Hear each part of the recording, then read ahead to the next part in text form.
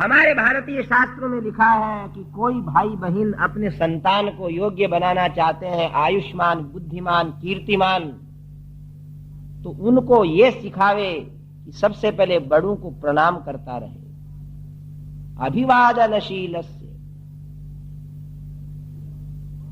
नित्यम वृद्धोपसेविनः है, अपने से बड़े व्यक्तियों की सेवा करने वाला।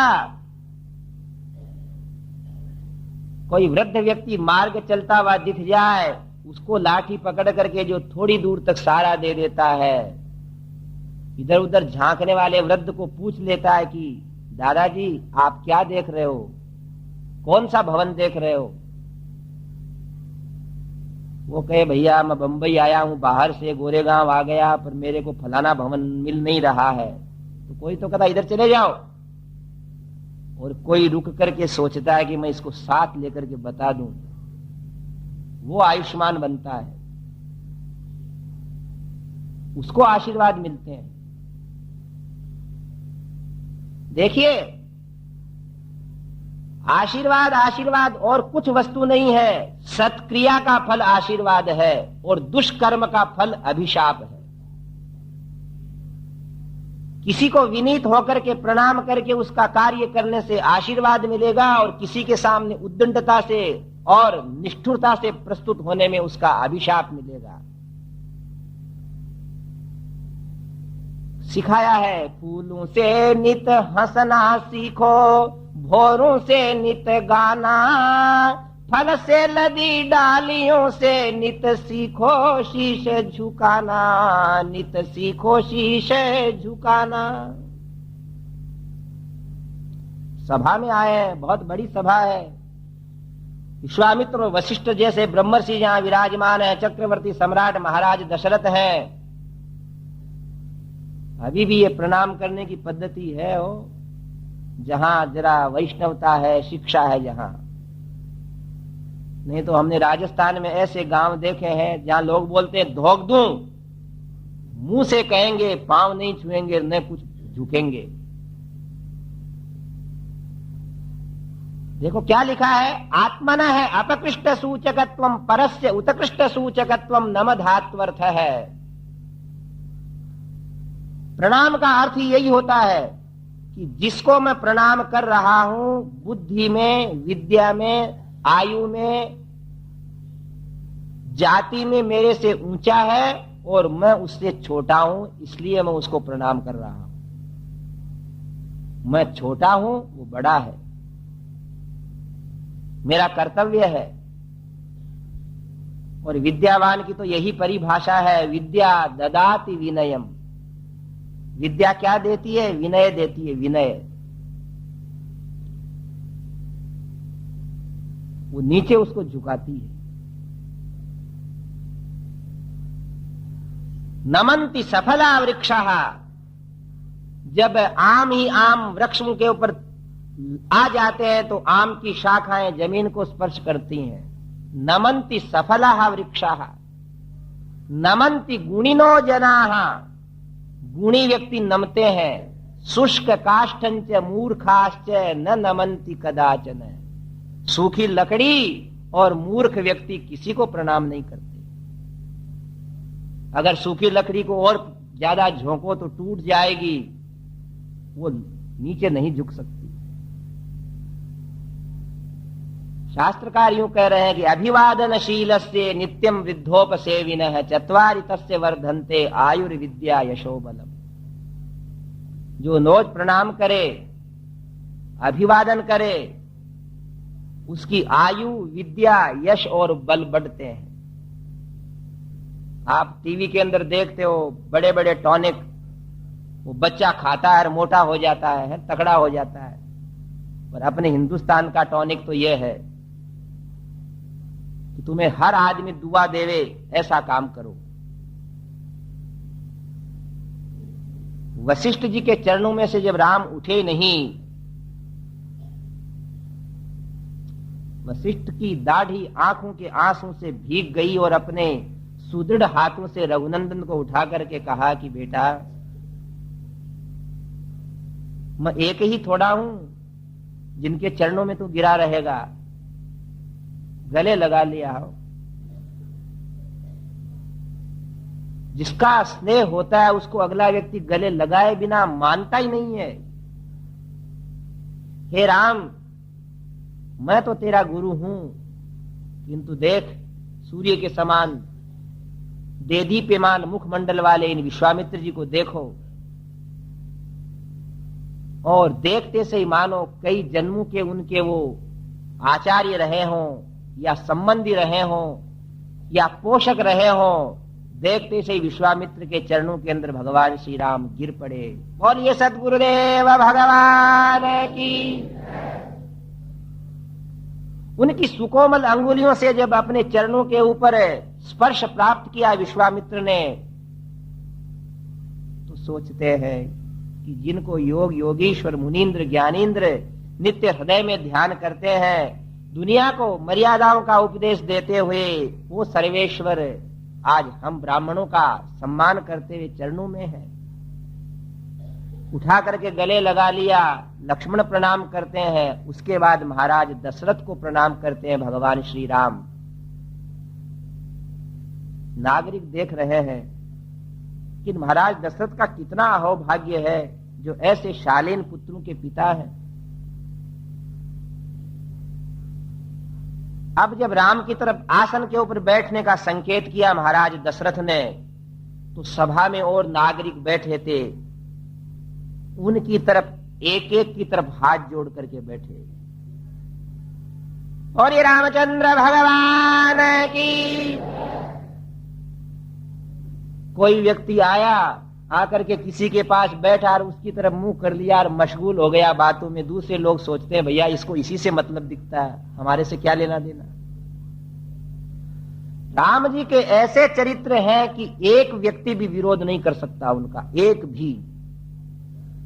पूरी अयोध्या के अंदर है ऐसा कोई नहीं जो उनको नहीं चाहे। इसीलिए मैथिली शरण गुप्त ने कहा है कि राम तुम्हारा चरित स्वयं ही काव्य है, कोई कवि बन जाय सहज संभाव्य है। कि हे रघुनंदन, आपके लिए तो जो कोई लिखने को तैयार होगा वो कवि बन जाएगा। श्री राम जय जय राम, हम श्री राम जय जय राम, हम श्री राम जय जय राम, हम श्री राम जय जय राम। और ये रामचंद्र भगवान की। अब सारे प्रजा के नागरिकों को, सारे प्रजाजनों को अभिवादन करके विराजमान हो गए। तब महाराज दशरथ कहते हैं कि हे पुत्र राम, सपुत्र मूर्ध्न्युपाघ्राय राज्ञा राजा दशरथस्तदा ददौ कुशिक पुत्राय सुप्रीतेनांतरात्मना। इधर आओ पुत्र। अपने पास लाए महाराज दशरथ ने राम को भुजाओं में भरा, उनके सिर को सूंघा। इसलिए भारत के अंदर प्रथा है, माता पिता अपने बालक को वात्सल्य रस से परिपूर्ण करते समय उसके सिर को सूंघते हैं और कहा बेटा अभी तक मेरी और वशिष्ठ जी की रक्षा में था और आज तुम्हें मैं विश्वामित्र जी को दे देता हूं। ददौ कुशिक पुत्राय सुप्रीतेनांतरात्मना। और हे राम, इनकी विश्वामित्र जी की आज्ञा के अंदर कभी भी विचार मत करना, ये जो कहें वो कार्य कर देना। ये तुम्हारे गुरुजी हैं, ये तुम्हारे अभ्युदय के लिए आए हैं, इनके साथ जाओ। लक्ष्मण को अलग से आदेश देने की जरूरत नहीं है, कभी भी जरूरत नहीं थी लक्ष्मण को अलग से आदेश देने की, और लक्ष्मण बिना राम के कभी नहीं जिए। और जिस दिन ऐसा मौका आया उस दिन राम भी उनके बिना नहीं रहे। वन में साथ, यात्रा में साथ। और आपको मालूम है जब भगवान श्री राम ने अयोध्या के अंदर सारा कार्य पूरा कर लिया तो एक दिन धर्मराज आए राम जी से मिलने। तो धर्मराज ने भगवान राम से कहा कि आप और हम बातें करें जब तक कोई बीच में दूसरा व्यक्ति नहीं आना चाहिए। राम और धर्मराज भीतर कक्ष के अंदर वार्तालाप करने लगे। सारा काम हो गया, अब आपको पधारना चाहिए। भगवान राम कहते हैं बड़े विचित्र लोग हो आप, जब वहां रहते हैं जब तो कहते हो नीचे आओ, है? और यहां घर बसाते हैं, लोगों से प्रेम करते हैं, बातचीत करते हैं, उपाय करते हैं तो कहते हैं वापिस ऊपर चलो। चलेंगे भाई। सुमित्रानंदन लक्ष्मण बाहर पैरे पे खड़े हैं और दुर्वासा जी आए। ओ दुर्वासा के नाम से दुनिया डरती है। आज भी कोई क्रोध करता है तो बोले फलाने कौन है, बोले वो दुर्वासा है। दुर्वासा ने कहा है लक्ष्मण मेरी सूचना देव जाकर के राम जी से। और यमराज कह के गए थे कि अगर अपने दोनों की बात में कोई बीच में आ जाएगा तो उस आदमी को शरीर त्यागना पड़ेगा। अब लक्ष्मण ने सोचा अगर नहीं जाऊंगा तो ये महात्मा शाप देंगे, दुर्वासा को क्या समय लगे।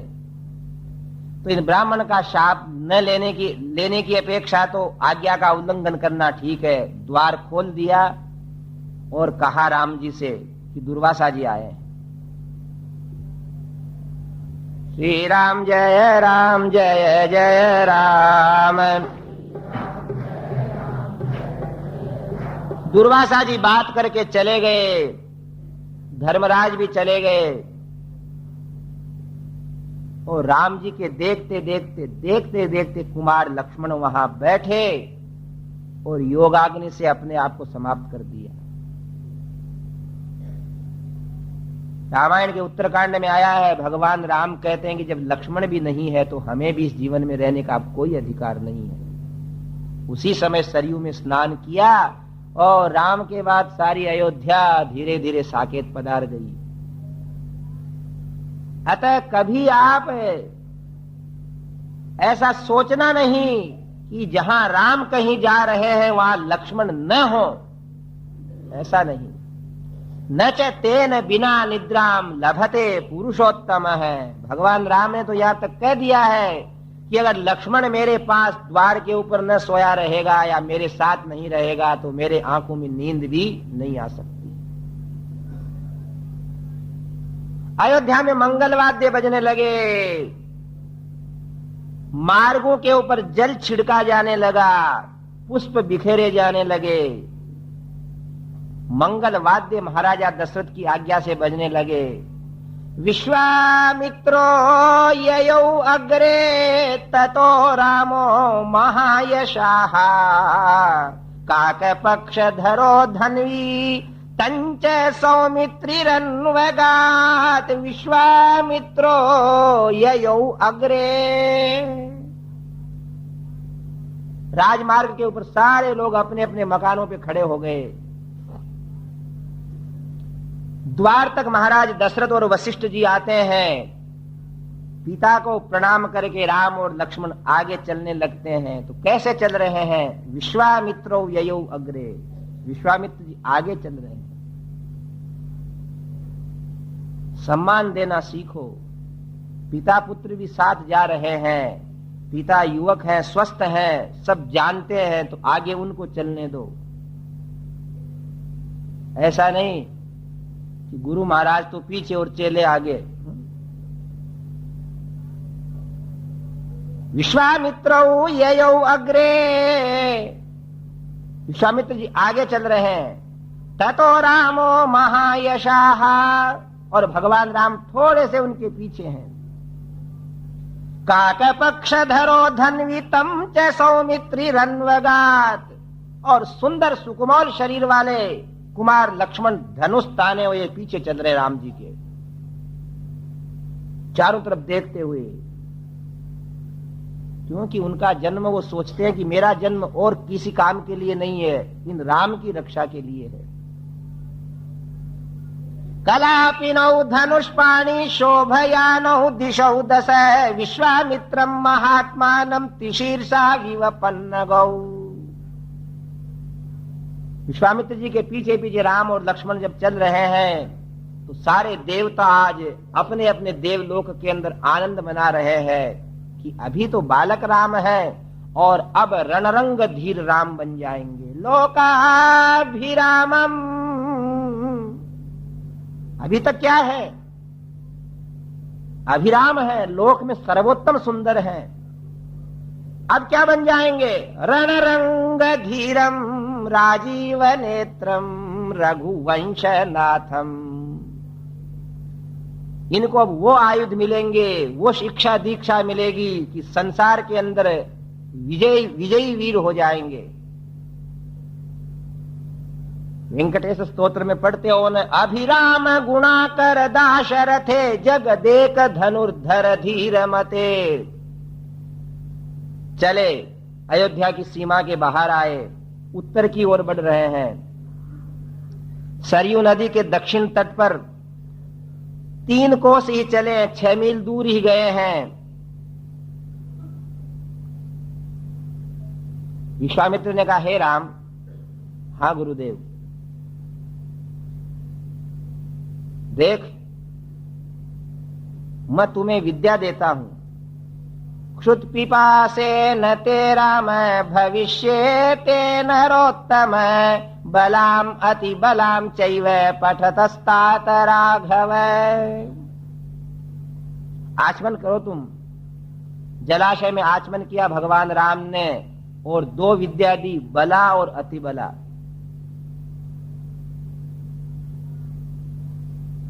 जिह्वाम विद्या निधि पातु, आया न राम रक्षा स्तोत्र में। बला और अति बला नाम की विद्या के मंत्र दिए, जिसका फल क्या कि कभी प्यास भी नहीं सतावे और कभी भूख भी नहीं सतावे। अब क्या बाकी रह गया देना है। ऐसे विश्वामित्र मुनि के द्वारा जो कुछ सिद्धि थी वो राम को प्राप्त हो रही है। मंत्र जपे, बोला राम पानी पीना हो तो पीना, भोजन करना हो तो करना, नहीं अनवरत राक्षसों से लड़ाई करनी पड़ेगी आपको, उसमें आपको भूख और प्यास नहीं सताएगी।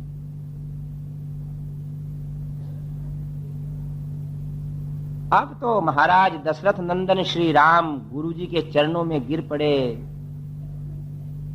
बोले महाराज, मेरे पिताजी तो आपके साथ भेज ही नहीं रहे थे और आपने तो मेरे लिए इतना मार्ग सरल कर दिया कि भोजन और पानी की मुझे आवश्यकता ही नहीं। विश्वामित्र हंस करके कहते हैं कि हे रघुनंदन, दुनिया को भोजन पानी आप देने वाले हो, आपको क्या आवश्यकता है। बोल रामचंद्र भगवान की। आगे बढ़े वहां से, श्री राम जय जय राम, राम श्री राम जय जय राम, राम श्री राम जय जय राम, राम श्री राम जय जय राम, श्री राम जय जय राम।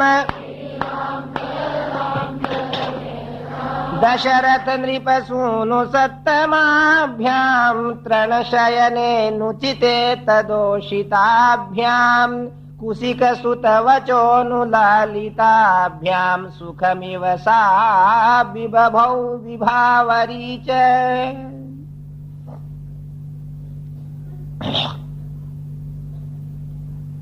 आगे जब रात्रि का समय आ गया,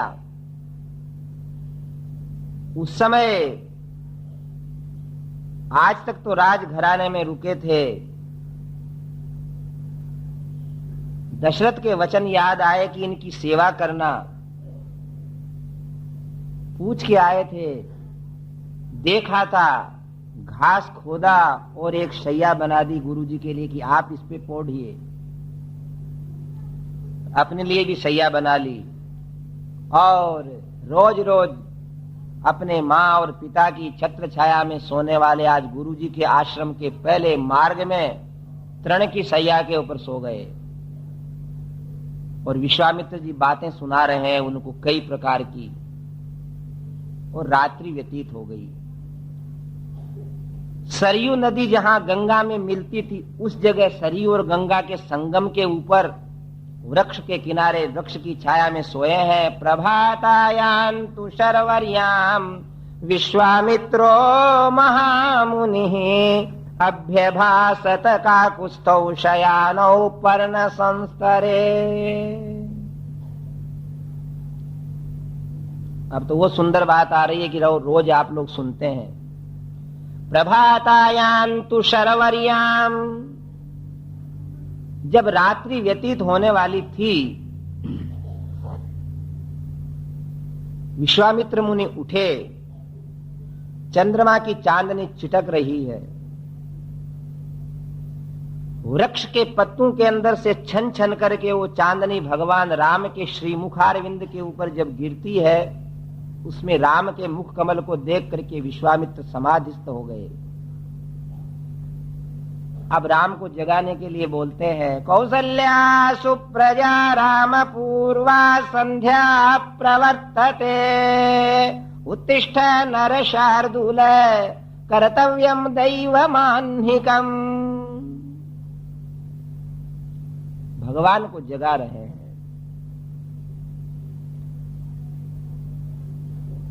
क्या कहते हैं? कौसल्या सुप्रजा राम, हे राम।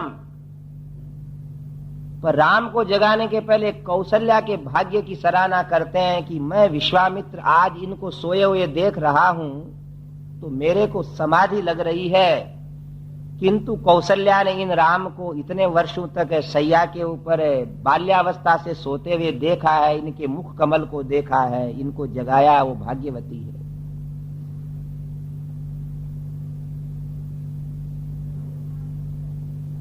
उत्तिष्ठ नर शार्दूल कर्तव्यम दैवमान्यकम, हे नरसिंह तुम उठो और प्रातःकालीन पूजा के कार्य करो।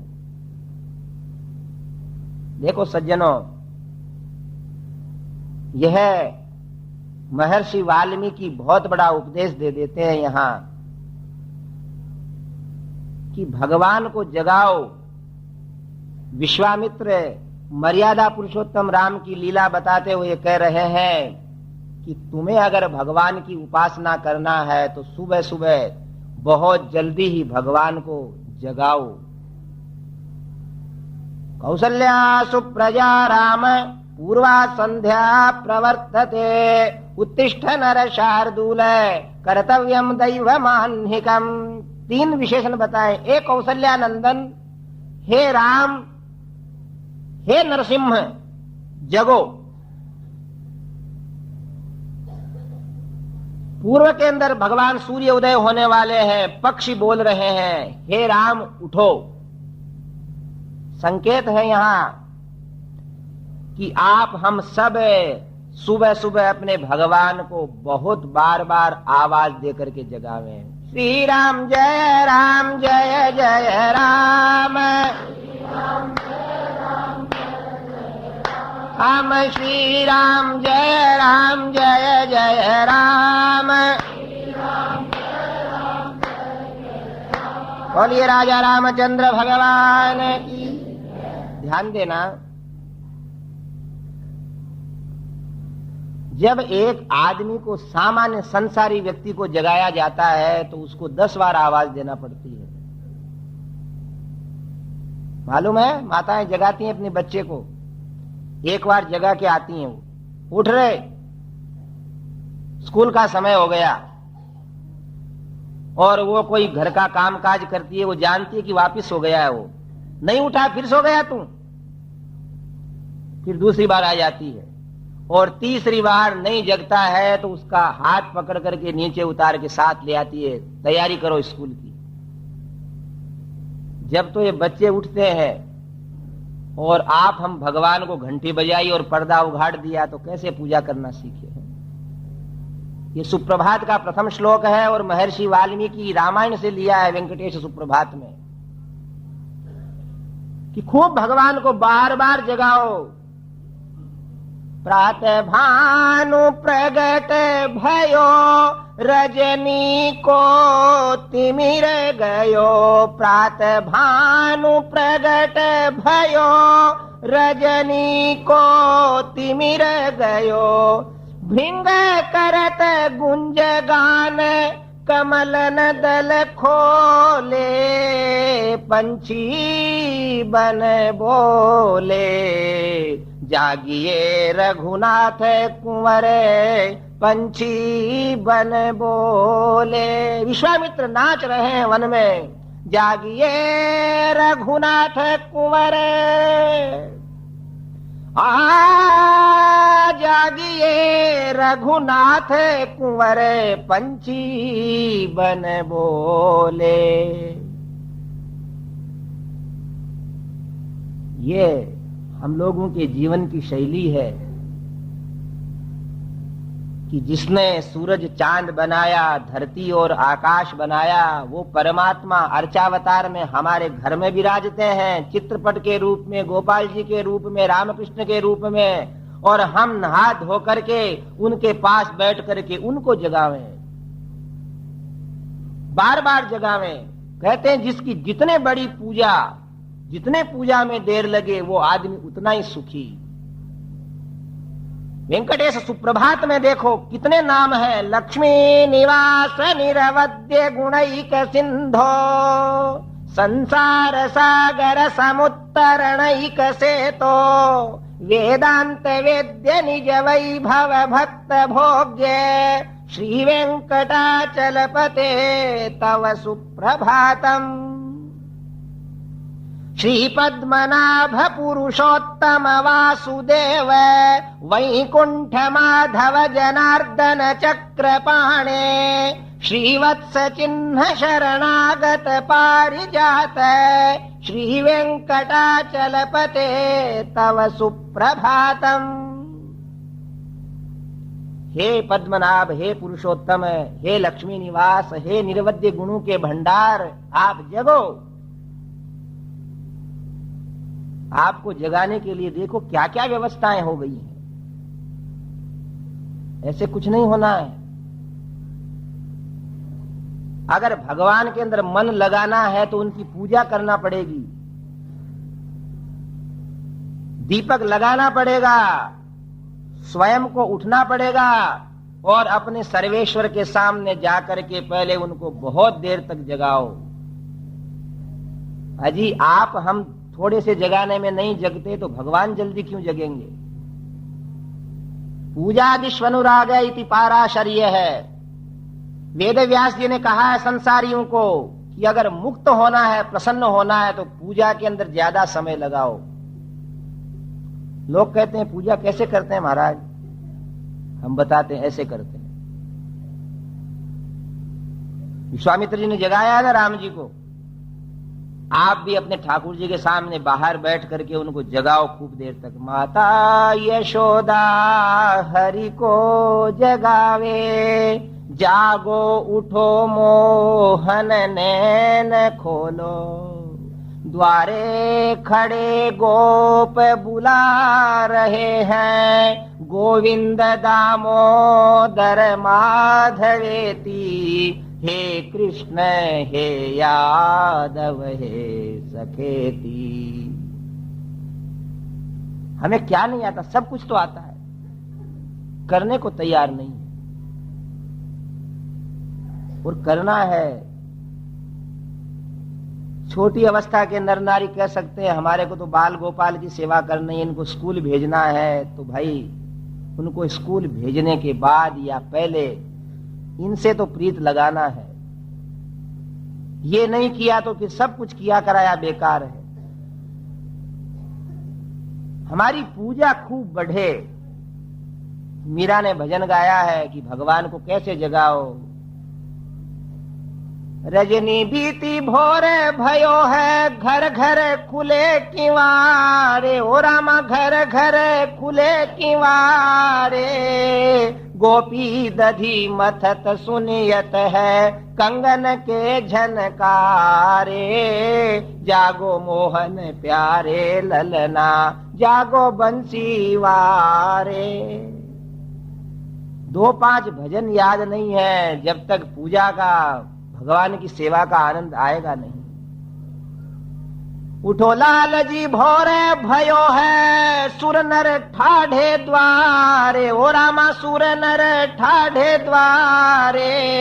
ग्वाल बाल सब करत कुलाहल, जय जय शब्द उचारे। जागो बंसी वारे ललना। अपना घर, अपने ठाकुर जी, मानव शरीर, जिह्वा हमारे मुंह में अच्छी, महात्माओं का सत्संग है, फिर क्या पंचायती करके इधर उधर व्यर्थ बिताते हैं समय। पूजा में मिलना चाहिए सुबह सुबह आदमी, यही अवसर है। विश्वामित्र सोए हुए भगवान राम का मुख कमल देख करके उनको प्रेम से जगा रहे हैं। देखो भगवान जगते हैं तो सुप्रभात में लिखा है कि नारद भी आ जाते हैं, सप्त ऋषि भी आ जाते हैं। तंत्री प्रकर्ष मधुर स्वनया विपंचा, गायत्यनंत चरितम तव नारदोपि। भाषा समग्रम सकृत करचार रम्यम, शेषाद्रिशेखर विभो तव सुप्रभातम। हे वेंकटेश भगवान, ये देवर्षि नारद आकर के वीणा बजा करके आपको जगा रहे हैं, आप जगो। ये सप्तऋषि आकर के कमल हाथ में लिए हुए आपकी पूजा करना चाहते हैं। तो एक बात तो यह है इसमें गुप्त है कि ठाकुर जी का खूब मंगल गान करते हुए उनको जगाओ। और दूसरी बात यह है कि चक्रवर्ती सम्राट महाराज दशरथ के पुत्रों को विश्वामित्र जी सुबह सुबह जगा रहे हैं। अगर कोई व्यक्ति सुबह सुबह नहीं उठ सकता है तो उसका कोई जीवन नहीं। अब सुनिए उपदेश। 5 बजे 4 बजे जगा रहे हैं और हम सोचते हैं सब कि हम 8 बजे जगें और हमारा जीवन सुधर जाए। तो 7 जन्म में नहीं सुधरेगा, 1 जन्म में नहीं। अब सबके जो है ना दिमाग साफ हो जाएंगी, ऐसी बातें आएंगी। अब देखो आप किसके भक्त हो जी? बोले वेंकटेश जी के। है मालूम है वेंकटेश जी 3 बजे जगते हैं वहां, और आप 8 बजे जगना चाहो तो कैसे वेंकटेश जी के भक्त? यह प्रीति करन की रीति नहीं, प्रभु जागत है तू सोवत है। उठ जाग मुसाफिर भोर भई, अब रे न कहां जो सोवत है। सुधरो। यहां चक्रवर्ती सम्राट के पुत्रों को एक विश्वामित्र जैसे शिक्षक गुरुजी कह रहे हैं कि बेटाओं प्रातः काल हो रहा, उठ जाओ। और देखिए इस संसार के अंदर सब व्यक्ति क्या चाहते हैं कि हम सुखी समृद्ध होवें, लक्ष्मीवान बने, ऐश्वर्यवान बने। पर आपको हम एक बात बताते हैं कि ऐश्वर्य कहां रहता है, लक्ष्मी जी कहां निवास करती हैं। देखो सबको लक्ष्मी जी अच्छे लगते हैं, दरिद्रता किसी को अच्छी नहीं लगती। एक बार लक्ष्मी जी बैठी थी, भगवती लक्ष्मी समस्त अलंकारों से सुसज्जित, उसी समय दरिद्रा पास में से निकली। दरिद्रा ने कहा, ए लक्ष्मी जी, देखो मेरे क्या हाल है, आपके पास आने के बाद तो मैं दरिद्र नहीं रहना चाहूं। इतने में नारद जी आ गए। लक्ष्मी जी ने अपने कपड़े और गहने ज्यादा थे वो उनको दे दिए, तो दरिद्रा भी स्नान करके आई और बिल्कुल कपड़े लत्ते पहन लिए, अलंकार पहन लिए, और नारद जी से पूछने लगी कि बताओ मैं सुंदर हूं कि लक्ष्मी जी सुंदर है। श्रीमन नारायण भगवान की। देवर्षि नारद सोचते हैं किसको सुंदर और किसको है कुरूपवती बतावें। लक्ष्मी जी तो सुंदर हैं और दरिद्रा भी कपड़े लत्ते पहन करके ये भी सुंदर लग रही है। तो नारद जी क्या है, किसी को नाराज नहीं करते हैं। ऐसे लोग बहुत कम मिलते हैं जो किसी को नाराज नहीं करें, नहीं तो एक तो नाराज होता ही है। तो लक्ष्मी जी को और दरिद्रता को देख करके नारद जी ने कहा कि आप दोनों सुंदर हो, पर जरा अब आपका बहुत बारीकी से निरीक्षण करना है, इसलिए 100 कदम तुम चल करके बताओ, जाओ और आओ। लक्ष्मी जी ने कहा क्या बात करते हो? बोले बात क्या करते हैं, हम निरीक्षक हैं, परीक्षक हैं। आपको परीक्षा करना है तो आपको चाल ढाल बताना पड़ेगी। अब लक्ष्मी जी और दरिद्रता 100 कदम गई और वापिस आई, तो नारद जी ने क्या कहा कि आती हुई तो लक्ष्मी जी अच्छी लगती है और जाती हुई दरिद्रता अच्छी लगती है। श्रीमन नारायण भगवान की। आती हुई लक्ष्मी जी और जाती हुई दरिद्रता। कितने प्रसन्न हुए हो आप सब। पर मैं अब यूं कह रहा हूं कि दरिद्रता जाती हुई अच्छी लगना चाहिए, अपने घर में आती हुई नहीं। पर इन कारणों से दरिद्रता आ जाती है जिनको आप सुन लो। बोलो श्री राम जय राम, जय जय राम। राम श्री राम जय राम, जय जय राम। राम श्री राम जय राम, जय जय राम। बोलिए राजा रामचंद्र भगवान की। कोई व्यक्ति नहीं चाहता है कि उसके घर में, उसके आंगन में इठलाती हुई लक्ष्मी जी, इठलाता हुआ ऐश्वर्य, सुख सुविधाओं की सारी परंपराएं न आवे, पर उसके लिए पात्र बनो।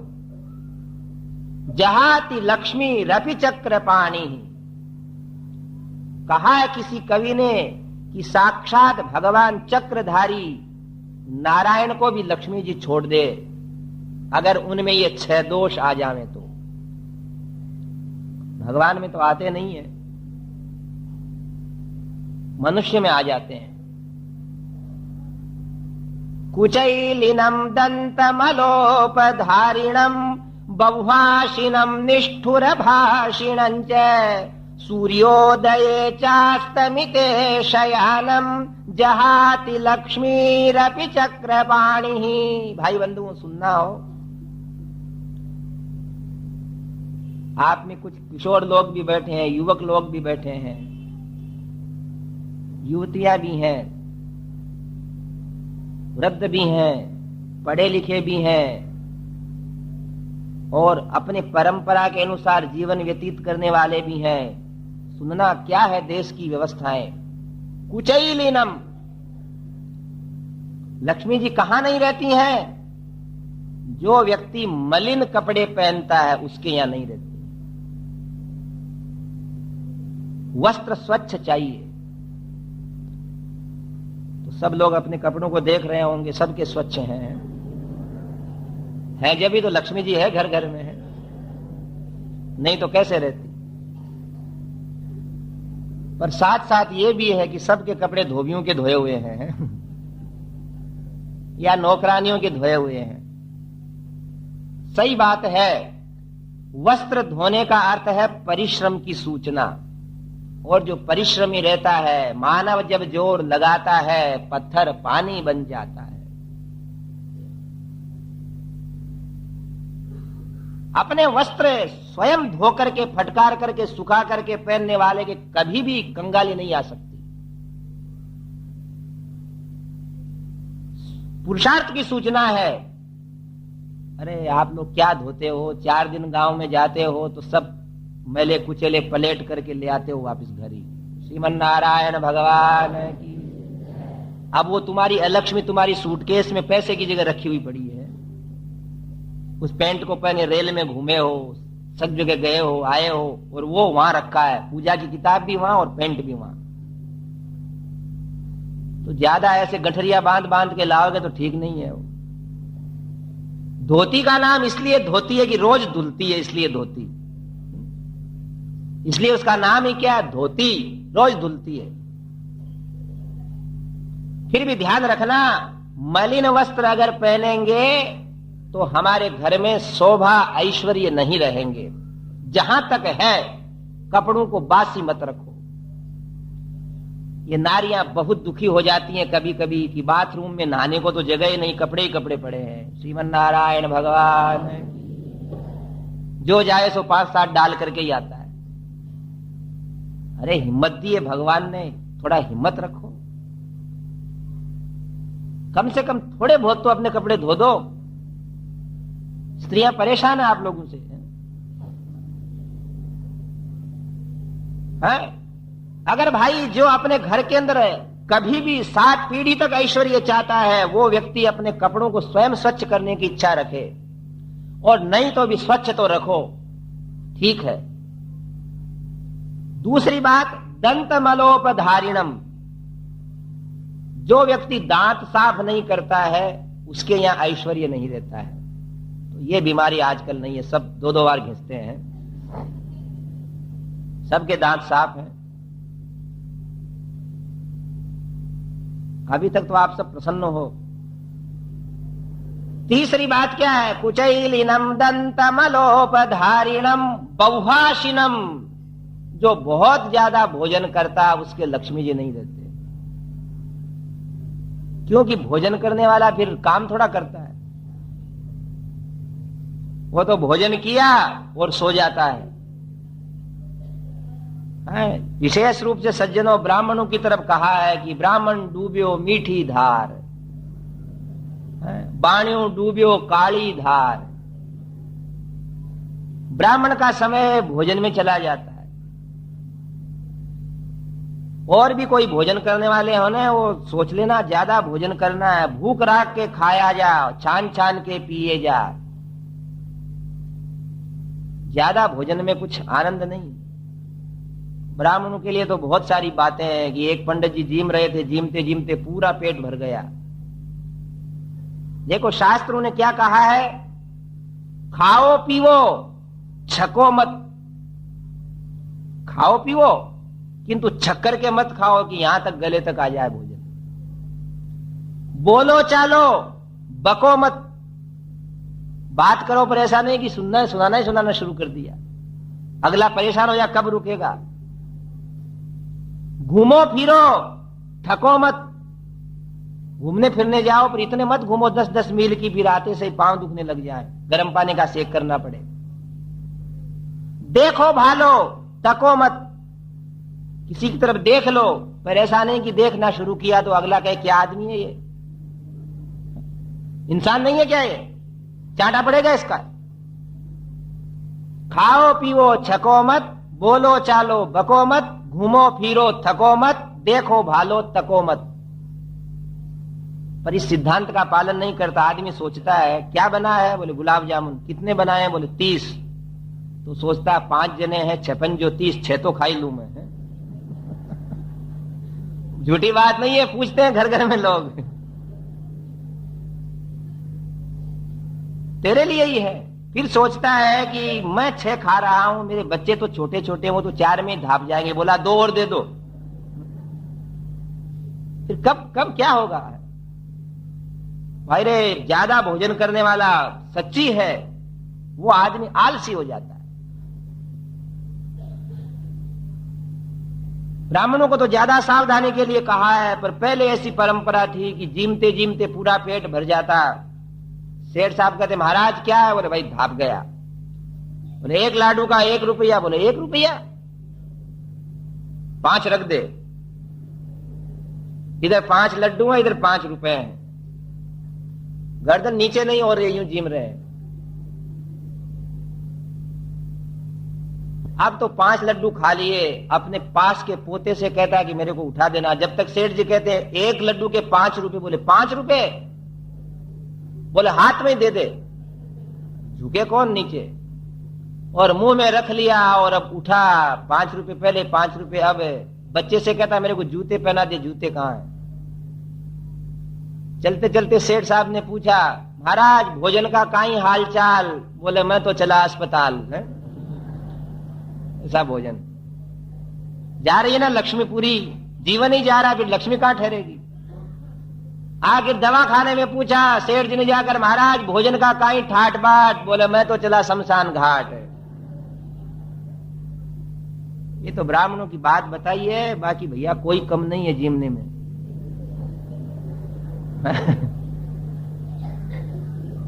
और सबका समय ज्यादा भोजन में बीतने से न तो भजन होता है और न लक्ष्मी जी घर में ठहरती हैं। राम नाम